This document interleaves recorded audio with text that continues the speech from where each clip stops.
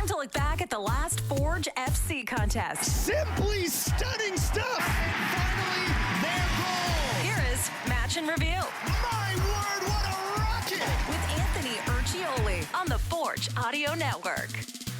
Hello, Forge fans. Welcome to the Match in Review on the Forge Audio Network. I'm Anthony Urciuoli. Your final from Edmonton, 1-1.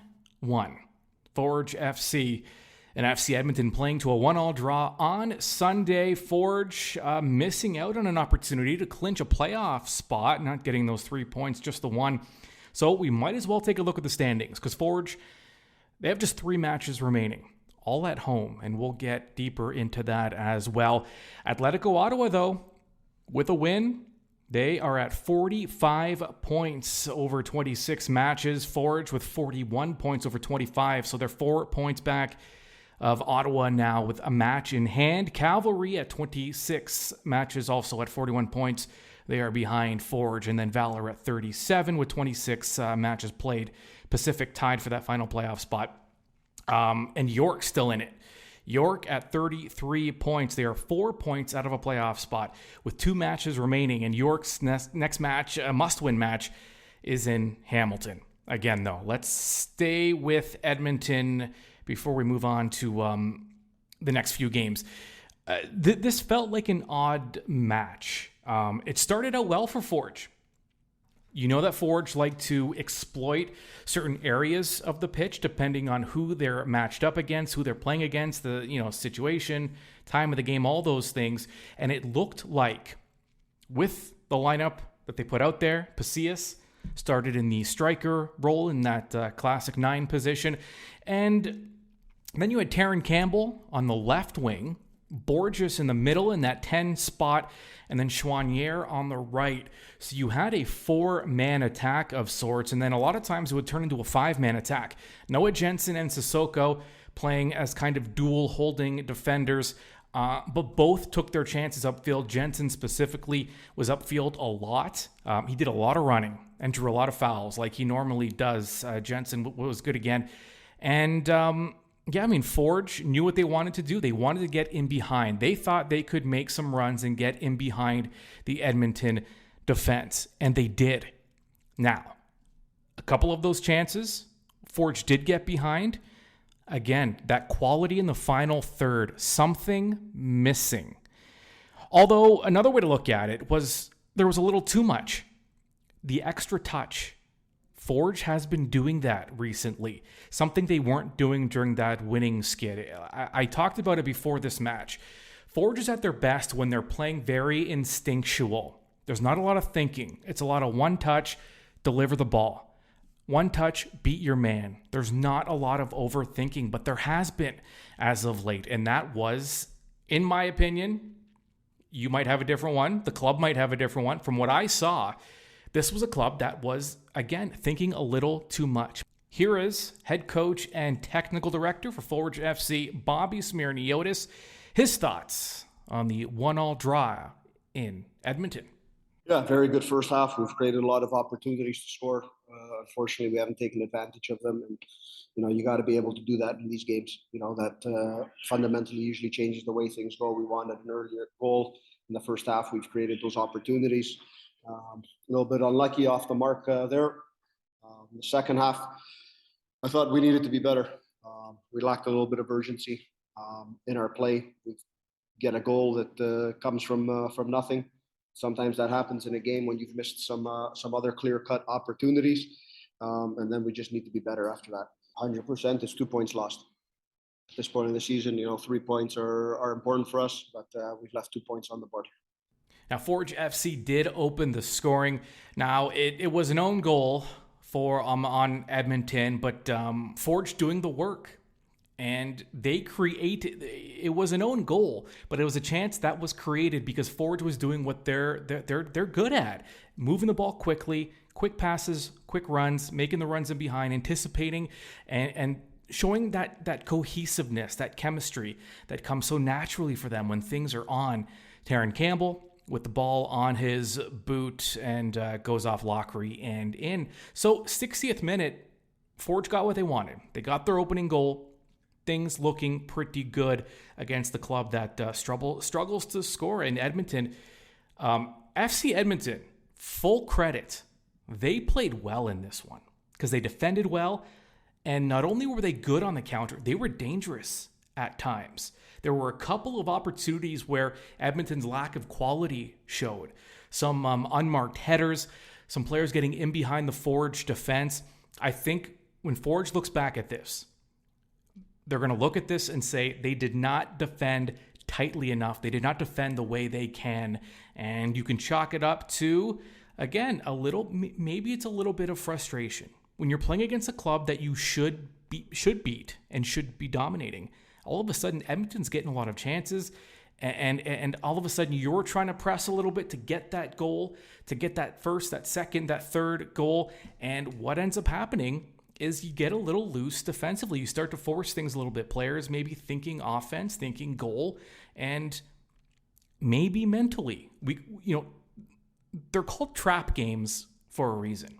It's not like, leading up to these quote-unquote trap matches, it's not like the team isn't aware of what's going on. Or they've talked about it all week. They talk about making sure this is not a trap game, making sure they show up all week. Forge, they've been respecting their opponent. And they should, because Edmonton's given Forge trouble all season. There's no reason to think this was a gimme. And I don't think Forge thought it was a gimme, but listen, there's a human element to this. These are humans. This isn't AI running around here. Maybe one day, but we're not there yet. You have human beings with human brains. It's entirely possible that you can show some lapses when you're playing a team that just doesn't have the same quality as some of the other opponents. You get a little laxed. It happens. And it looked that way. I'm not saying that is what happened. That's just what it looked like from this vantage point, and from others too, because I think that was, a lot of observers, even during the broadcast, just things were a little too loose from Forge's end on the defensive side of things. Up front, though, the attack, the opportunities were there. We'll get down to the final stats here, but we do, Edmonton tied the game 7 minutes after Forge got off the board. You talk about just kind of a punch to the gut after Forge was kind of, they had some chances early. They didn't cash in. You think, were those the opportunities that, you wonder when you let opportunities like that pass you by, does it end up biting you in the end? But Forge got on the board. It's almost a sigh of relief. Maybe you let your guard down a little bit. And here comes Edmonton with the tying goal. It was Smith in the 67th, 1-1 at that point. And Forge used their substitutions. Matusala, who was playing right back, came off. Dominic Samuel came on. Chris Nanko came on for Chouanière. It was the double switch in the 68th minute. And then Samuel almost immediately got a yellow card. And then the subs continued. Welshman came on for Campbell. Jordan Hamilton came on for Pacius. Hamilton actually looked really good when he came on. I know, you look at the results and he wasn't able to get that go-ahead goal, but Hamilton was all over the ball and he had some opportunities and some clever plays as well. You saw some elements of Hamilton's game that maybe we haven't quite seen yet, because I don't know that the comfort is there quite yet. I don't know that Hamilton's at the level that he believes he can play at and that he's shown in the past. But he looked sharp. He looked really good in this one when he did come on. He created a lot when he got on the pitch, but Forge not able to capitalize. Now, the final sub for Forge came in the 90th minute. Borges came off for Grant. Borges, by the way, with 7 yellow cards, had to be careful because one more and he would have been suspended for 2 matches. So you're not sure how much that factored into it as well. And then FC Edmonton gave up a free kick to Forge just outside the box, a very dangerous spot. And Singh ended up getting sent off for a yellow accumulation, a clear yellow there in the 93rd minute. So Forge with a chance, up a man with a couple of minutes left, and a free kick from a great spot. And Hamilton, here's an example of what Hamilton brought when he got onto the pitch. Not only did he create and put a lot of pressure onto that Edmonton back line, his free kick attempt from just outside the box, just off the bar Forge not able to get to the rebound, and that's how this one finished 1-1.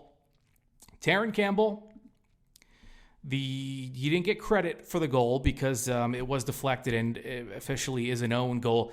But Campbell spoke post-match. Here's what he had to say. We had our opportunities today. I think we definitely, a game that we could have won. I think we had our chances. But then, like you said, we got the I ended up putting in with a bit of luck. So sometimes that's just the way it is. That's football. And Forge has a very sort of deep attack, I guess, and there's so many players battling for positions. How important is that at this stage of the season to, take advantage of your opportunities and make sure, you're the one on the pitch? Yeah, of course. I mean, we're getting to the end of the regular season now, so we want to be in our best form possible. So yeah, we need to definitely get better in front of goal. All right, your final stats for this one. Ball possession, 57% for Forge, what you'd expect in a Forge-Edmonton match. But, I mean, these are the stats that I think are very indicative. And again, this is where you give credit to Edmonton. Shot attempts, 15-13 in favor of Forge. Shots on goal, 4-4. So Tristan Henry had to be really good for Forge in goal, and he was making 3 stops and also making 3 stops. Edmonton keeper Darlington Mirasinwa also making 3 stops. And of course, he was helped out with the bar and the post, was the 21-year-old keeper for Edmonton. Now, Alan Koch, Edmonton coach, we've heard him all year. Edmonton they've been stuck on 3 wins now after 26 matches, and they are at the bottom of the table. But week after week, they put in an impressive effort, and they make it really difficult to rack up points against them despite their place in the standing. I know it's odd to say, but listen, they have 8 draws, and when they do lose, a lot of the time it's just some close matches where they give up that late goal and it ends up costing them. But in this one, Edmonton played really well, and Koch has done a great job as manager with Edmonton. I mean, he's in a difficult situation, a very young team. He has more financial restraints than other clubs do because of the ownership situation. And when Edmonton goes out there, you're going to get a pretty good effort from the Eddies. Here is Alan Koch, head coach for Edmonton, post-match. I think many, many times during the course of the season, our players haven't got what they deserved. And I would be gutted for them to get nothing out of the game today, because I really thought they deserved to get 1, if not 3 points last week. And we deserve to get something out of the game today. It was a little bit too open-ended for my liking. We allowed them to get opportunities, but we certainly created a lot of chances too. Proud of my group. The guys have learned resilience. They've learned mental toughness through the course of this journey. And they could have walked away from this a long, long time ago, but they're going to push until the bitter end. So I'm glad to see the players get rewarded with a point in the game today. All right, full marks to Edmonton. Forge FC wanting more out of this one and perhaps feeling like they deserved a little more just based on those early opportunities they were not able to cash in. Those were chances that were going in earlier, let's say mid-season especially, and it just hasn't been that way for various reasons. The good news for Forge FC, depending how you look at it. Now, I might get some pushback on this one, but in my opinion, they have a favorable schedule down the stretch. Now, yes, they play 3 games in 9 matches. 3 matches in 9 days. Not necessarily ideal. And these are not easy opponents by any stretch. You have York United, who needs to win to stay in playoff contention. And they've been the hottest team and most informed club in the CPL as of late. So it's going to be a tough one. But your Forge, remember who you are. You're at home. You need to be confident that you can pick up 3 points regardless of how well York has played. And York beat you 3-1 at home. Feel embarrassed about that. Feel like you want a little bit of revenge and you want to make a statement against your 905 rivals. So after that October 1st match against York, that, by the way, is a Saturday contest at Tim Hortons Field. Kickoff is at 5 o'clock. Then, 4 days later, another home match. All 3 of these final matches are at home here, so no more road trips for the regular season. So Forge back at home on October 5th, midweek match on a Wednesday against Pacific FC. That's a 7 o'clock match. And that is also the Spark Summit that night, aiming to connect professional women in sports, business, and inspire conversations around fostering gender equity in sports, also shining a light on those who are leading the way across all sectors of sports business. Jacqueline Dory, host and producer at CBC Sports, will host a panel that includes Deidre Dion, Olympic medalist and sports media executive, Andy Petrillo, sports broadcaster, which Forge fans should know well with One Soccer, and Taylor McIntyre, who football fans in Hamilton will know is football coach with McMaster University. $10 from every ticket will be donated to the Boys and Girls Club of Hamilton and Halton. There will also be networking opportunities before and during the match. So when you get your ticket, you're also getting a ticket to the match, which will also be kind of a networking event for those in attendance for the Spark Summit, because it is also the women in sports match between Forge and Pacific. That is Wednesday night. Go to forgefc.ca for more information and to get your tickets. So Forge play on the October 1st, October 5th. That one's against Pacific. Pacific, of course, also chasing down a playoff spot. They're tied for the final playoff spot with a match in hand with Valor. So it's a big one for Pacific. It's a win and they're in type situation. So Pacific's going to be hungry. So Pacific will be tough. But again, you're Forge, you're at home, you're the better club. It's a favorable spot for Forge FC. 2 of them against York, Pacific. I know how hungry their opponents are, but listen, that's the deal. We're at that part of the season. These are the teams you want to play. These are the games you want to play. You don't, with all due respect to Edmonton, you don't want your final 3 matches to be against, a club like Edmonton or Halifax. These are the tests you want going into the postseason. So it's favorable. It just is. And then Forge not done there. Their final match of the season will be against Halifax. Which again should be, that needs to be 3 points, and that one's a weekend match. So, and that's a 1 o'clock match. So Forge with span of 9 days, 3 matches.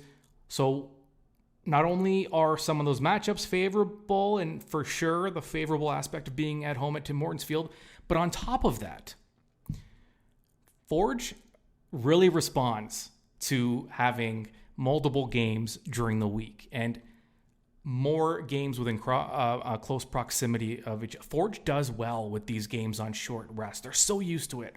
They get into a flow. There seems to be a rhythm in their game when they're playing more often. So this might be the setup here for a perfect situation for Forge FC heading into the postseason.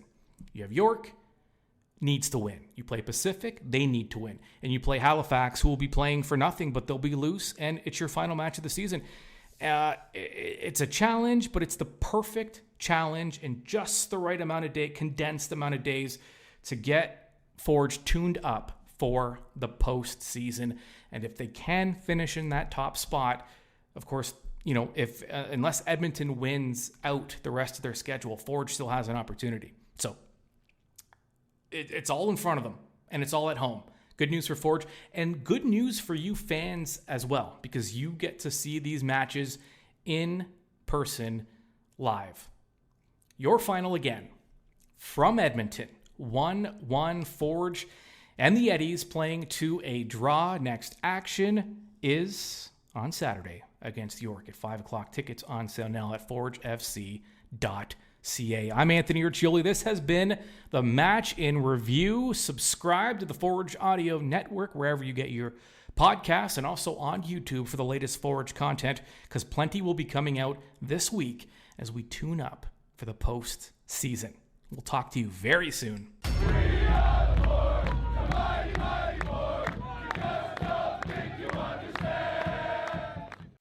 This has been Match in Review with Anthony Urciuoli on the Forge Audio Network. For the latest on all things Forge FC, subscribe on Spotify or wherever you get your podcasts.